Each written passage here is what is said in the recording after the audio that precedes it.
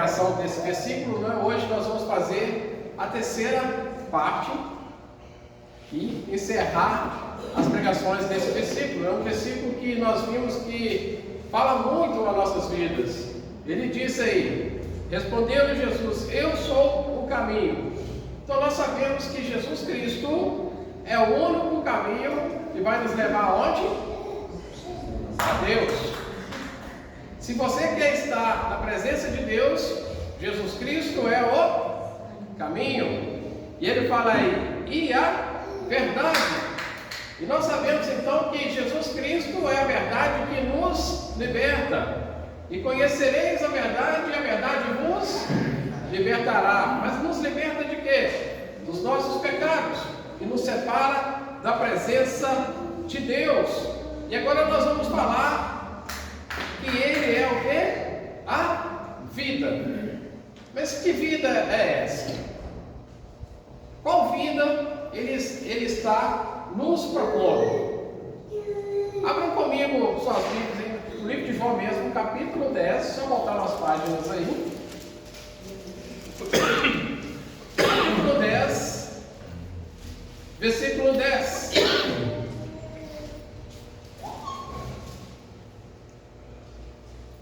Olha o que diz aí: o ladrão vem somente para roubar, matar e destruir. E eu vim para que tenham vida e a tenham em abundância. Ou seja, então Jesus Cristo veio para que eu e você possamos ter vida o quê? Em abundância. Abundância. Mas o que ele está querendo dizer com isso? Infelizmente, nós estamos vivendo uma época que as pessoas têm distorcido a palavra de Deus. As pessoas têm introduzido coisas que Jesus Cristo não pregou, não ensinou e não morreu por isso. As pessoas têm pegado esse versículo aqui, que a tenham vida em abundância, e têm trago para o mundo material, introduzindo uma doutrina que Cristo jamais pregou, que é a doutrina da prosperidade. Estão pervertendo a palavra de Cristo. Quantos de nós aqui já ouviu uma passagem, né, o pessoal falando: você é filho do dono do ouro e da prata? Várias vezes você vai ouvir isso. Se já não ouviu, você ainda vai ouvir. Que você é filho do dono do ouro e da prata. E que você não pode passar por necessidade. Por quê? Porque Deus é o dono de tudo e Ele é o seu Pai. Você já escutou isso? Várias vezes. Eu já escutei isso várias vezes. Mas aí vem aquela dúvida. Eu gostaria que alguém me explicasse então, se eu sou filho do dono do ouro e da prata e não posso passar por necessidade, gostaria que alguém me explicasse então por que Jesus, sendo o único Filho de Deus, nasceu num estábulo e foi deitado numa manjedoura no meio de animais. Se eu sou filho do dono do ouro e da prata, imagina Jesus. Jesus era para ter nascido aonde então? No palácio, cheio de riquezas e num berço de ouro. Mas não é isso que aconteceu. Jesus, no livro de Lucas e no livro de João, ele vai falar a respeito disso. Ele fala: olha, a raposa tem os seus covis e os pássaros ninhos, mas o Filho do Homem não tem aonde reclinar a cabeça. Não está tendo uma incoerência aí em relação a essa doutrina que está sendo pregada aí nos dias atuais? Abra comigo também as suas Bíblias no livro de Atos, capítulo 3.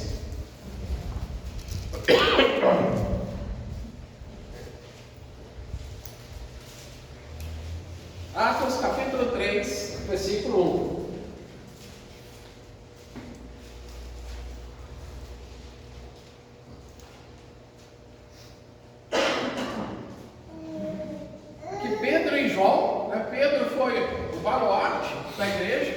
ele teve a chave da igreja, ele fez a primeira pregação do reino de Deus, ele abriu as portas do reino de Deus aqui na terra. E João, o discípulo amado, era o discípulo mais amado, né? Olha o que acontece com eles. Pedro e João subiram ao templo para a oração da hora nona. Era levado um homem coxo de nascença, o qual punha diariamente à porta do templo chamado Formosa, para pedir esmola aos que entravam. Vendo ele a Pedro e a João, que iam entrar no templo, implorava que lhe desse uma esmola. Pedro, fitando juntamente com João, disse: olha para nós. E ele os olhava atentamente, esperando receber alguma coisa. Ou seja, então ele começou a olhar para Pedro e João e falou assim: vou receber aqui uma esmola. Eles têm aqui alguma coisa para poder me dar. Mas olha o que Pedro lhe disse. Versículo 6. Pedro, porém, lhe disse: não possuo nem prata e nem ouro, mas o que tenho, isto te dou. Em nome de Jesus Cristo Nazareno, anda. Pedro não foi o baluarte da igreja, a coluna da igreja? João não foi o discípulo amado por Jesus? Cadê o ouro e a prata? Por que eles não tinham o ouro e a prata? Não era para eles terem ouro e prata para dar aquele mendigo que estava ali? Eles não são filhos do dono do ouro e da prata? Por que eles não tinham? Por que eles não tinham? Nem ouro e nem prata para poder dar aquele mendigo que estava lá pedindo esmola. Outra passagem que eu gostaria de mostrar para vocês, Filipenses, capítulo 4.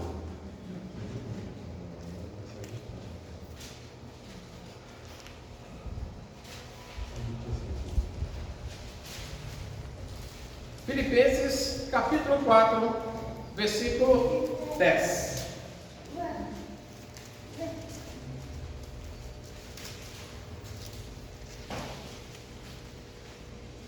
Filipenses 4, versículo 10, diz assim: alegrei-me sobremaneira no Senhor, porque agora, uma vez mais, renovaste a meu favor o vosso cuidado, o qual também já tinhas antes, mas nos faltava a oportunidade.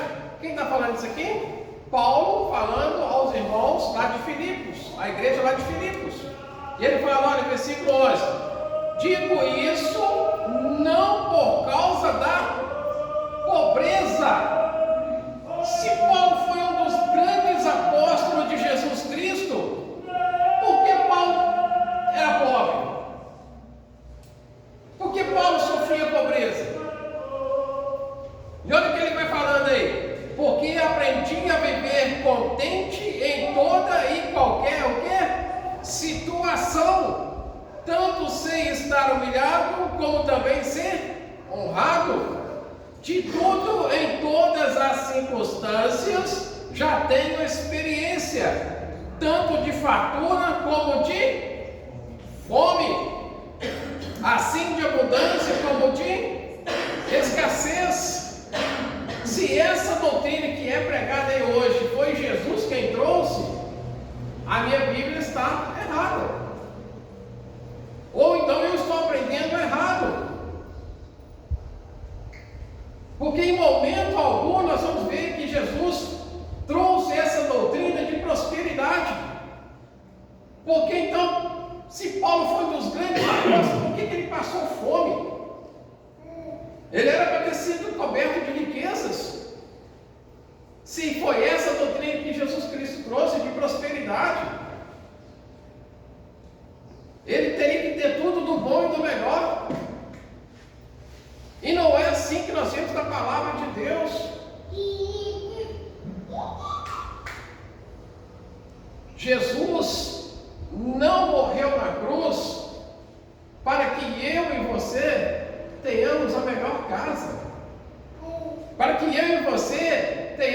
casa na beirada da praia. Jesus Cristo não morreu na cruz para que eu tenha o melhor carro, o carro mais caro. Jesus não morreu na cruz para que eu use as melhores roupas de marca. Jesus não morreu na cruz para que eu possa estudar na melhor universidade, para que eu seja empresário, para que eu tenha tudo do bom e de melhor. Por quê? Porque o nosso problema com Cristo não é material, e sim o quê? Espiritual. Se eu quero ter a melhor casa, se eu quero ter uma casa na praia, trabalhe para que você possa conquistar. Se você quer ter o melhor carro, trabalhe para isso. Se você quer ter as melhores roupas, trabalhe para isso. Se você quer estudar nas melhores universidades, trabalhe para isso, para conquistar. Mas não esqueça de colocar o reino de Deus em primeiro lugar. O reino de Deus tem que vir o quê? Primeiro na nossa vida. Porque se eu começar a colocar essas coisas em primeiro lugar como objetivo maior na minha vida, eu vou me desviar de Cristo. Eu vou me desviar da palavra de Deus. O meu coração vai estar cheio de outras coisas e não da palavra de Deus. Se eu quero conquistar essas coisas, eu tenho que trabalhar para isso. E quando eu coloco o reino de Deus em primeiro lugar, Deus vai abrindo o quê? As portas, Deus vai nos abençoando. Então o que nós temos que entender, que Jesus Cristo morreu na cruz para nos salvar. E a vida que ele fala aqui em abundância, não é uma vida material, mas uma vida espiritual em Cristo Jesus. Porque tudo isso que nós vemos aí, tudo isso que nós temos é passageiro e vai acabar, vai passar. Mas a vida que Jesus Cristo nos tem proposto, ela é eterna. Ela não tem fim. Abra como suas Bíblias no livro de João, capítulo 11.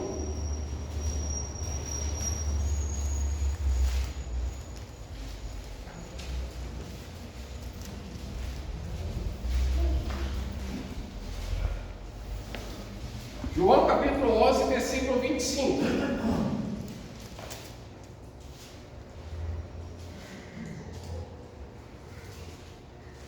Todo mundo encontrou? João capítulo 11, versículo 25. Disse-lhe Jesus: Eu sou a ressurreição e a vida. Quem crê em mim, ainda que morra, viverá. E todo o que vive e crê em mim, não morrerá eternamente. Crês isso? Você crê nisso? Você crê que Jesus Cristo é a ressurreição? Você crê que a vida eterna está em Jesus Cristo? Amém? Nós precisamos ter essa certeza no nosso coração, que Jesus Cristo morreu na cruz para nos dar vida eterna. E se eu e você queremos herdar essa vida, Jesus Cristo é o caminho que nos leva até Deus, é a verdade que nos liberta dos nossos pecados, e a vida eterna está onde? Nele. É essa vida que Jesus Cristo trouxe para nós aonde? Na cruz. Uma vida eterna com Deus. Uma vida eterna na presença de Deus.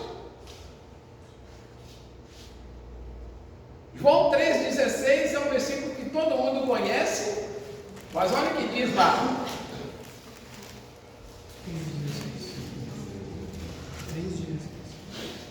João 3,16.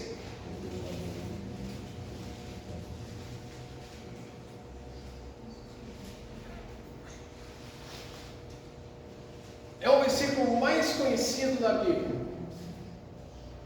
Não é? Olha o que ele diz.